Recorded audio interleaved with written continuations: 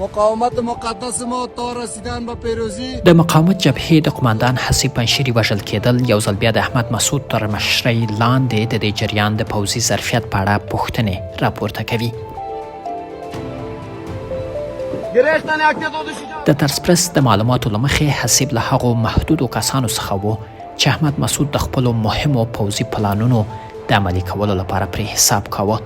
در خاک خود، در خانه خود، در دفاع از ناموس و عزت خود جام شهادت نوشیدند و این خون پاک فرمانده حسیب شهید ما این ظلم و این ظالما را بساطشان برخواهد چید. اوس د هغه وژل کېدل د مقاومت جبهې لپاره یوه جدي ضربه بلل کیږي. دا پیښه یوه بله پوښتنه هم راپورته کوي چې احمد مسعود د مقاومت لپاره پر کومو کسانو او کومې شبکې تکیه کوي.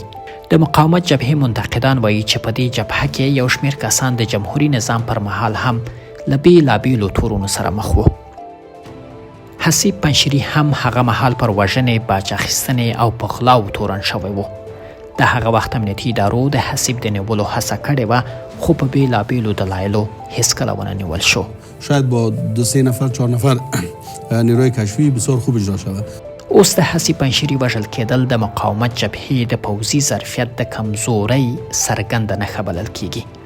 په عین حال کې داسې ښکاري چې دغه جبهه د دې پیښې پر قومي اړخونو په ټینګار سره هڅه کوي په خپلو لیکو کې د ولسي ملاتړ کمښت جبران کړي.